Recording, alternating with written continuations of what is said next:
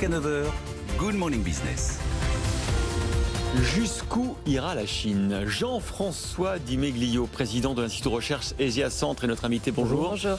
Alors cette nuit, les chiffres sont tombés. La croissance chinoise pour l'année 2020, plus 2,3%. C'est donc la seule puissance économique majeure à avoir évité une contraction l'an dernier.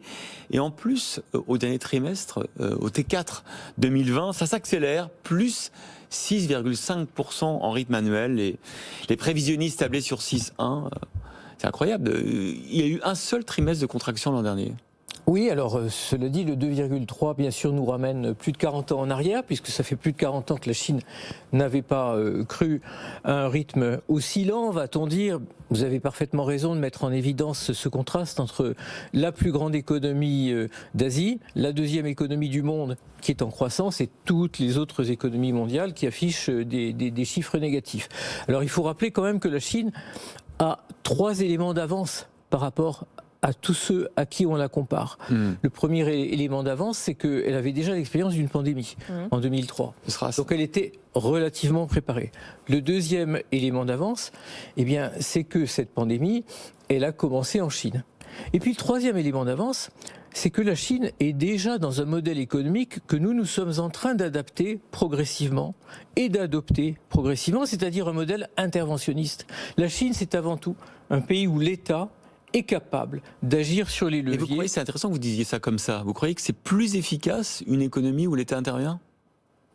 En temps de crise, nous avons souhaité, dans les pays occidentaux, adapter notre modèle et passer à un modèle où l'État a une part de plus en plus importante dans le sauvetage d'une économie menacée. En Chine, on est en permanence dans ce modèle-là, c'est-à-dire qu'on est dans un pilotage de l'économie par l'État et vous n'avez pas besoin de changer de modèle pour corriger le tir. C'est déjà le modèle qui est en place. Donc 3 éléments d'avance. Avec ces 3 éléments d'avance, bien sûr, il faut saluer cette performance, et la croix, qu'elle soit réelle ou pas. Oui, voilà, c'est ça.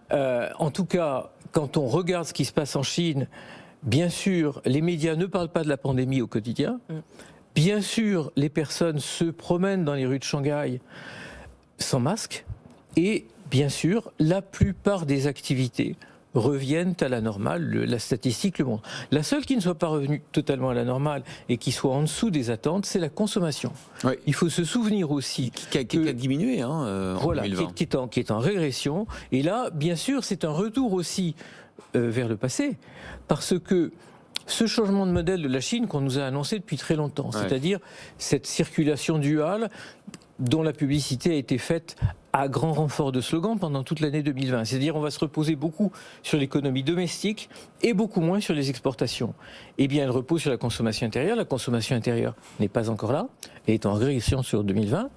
Et les exportations, de nouveau, battent des records. 535 milliards d'excédent commercial pour la Chine, alors qu'on nous avait dit que c'était de moins en moins important. Alors ces 535 milliards, c'est une proportion plus faible par rapport au PIB que dans les années précédentes, puisque le PIB a augmenté, mais c'est néanmoins un chiffre absolu extrêmement élevé. Donc on est loin de l'indépendance dans tous les domaines que la Chine veut atteindre au final. Alors, si vous voulez, la Chine, c'est un petit peu une entreprise multinationale qui présente des résultats trimestriels à ses actionnaires. Elle a des actionnaires nationaux, domestiques, et des actionnaires étrangers. Elle a des actionnaires majoritaires et des actionnaires minoritaire. Et il faut qu'elle montre à ses actionnaires des bons résultats. Parce que ceux qui habitent à la maison, si les résultats ne sont pas bons, naturellement, ils ne vont pas être contents. Mais les actionnaires minoritaires, c'est-à-dire nous-mêmes, qu'on soit gros minoritaires, comme disait Albert Frère, ou petits minoritaires, il faut qu'on fasse effectivement très attention. Il faut qu'on achète cette croissance. Et bien sûr que nos entreprises ont besoin de lieux où la croissance est là pour pouvoir investir. Mais il faut aussi qu'on fasse attention au fait qu'on ne la maîtrise pas parce que nous sommes étrangers à cette croissance. Mais Jean-François Di Meglio, justement, c'est pas un peu un immense jeu de dupes, c'est-à-dire que les Chinois nous donnent des chiffres, bon, on les croit, on peut faire autrement, vous le disiez. Les entreprises, les grandes entreprises internationales regardent les prévisions de croissance en Chine et elles voient que la croissance de l'économie mondiale est là et donc elles investissent là-bas. Et finalement, c'est en croyant ces chiffres qu'on contribue à les auto-réaliser. Alors c'est pour ça que je vous prenais la comparaison avec l'entreprise qui publie ses résultats trimestriels. Il faut qu'ils soient bons, et effectivement on a de bons résultats, pour que les actionnaires achètent.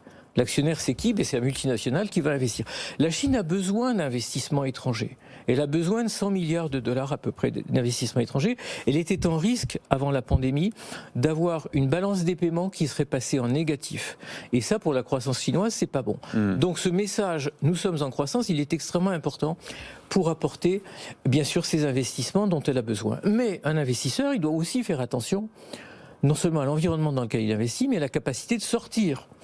Et c'est pour ça que je dis qu'un investisseur minoritaire, comme disait Albert Frère, un investisseur minoritaire est toujours en danger. Il avait une expression beaucoup plus vulgaire que ça.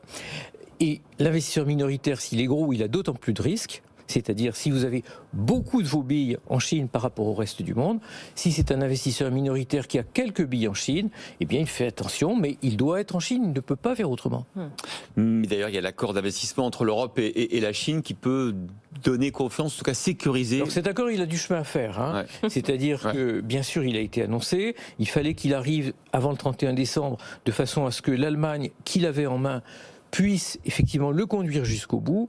Vous savez qu'il doit être ratifié, que ce processus de ratification doit passer aussi par des détails beaucoup plus fins de ce qu'il doit contenir. Donc c'est encore un chemin et on va en parler longtemps. Jean-François Di Meglio, président de l'Institut de recherche Asia Centre, notre invité dans la matinale.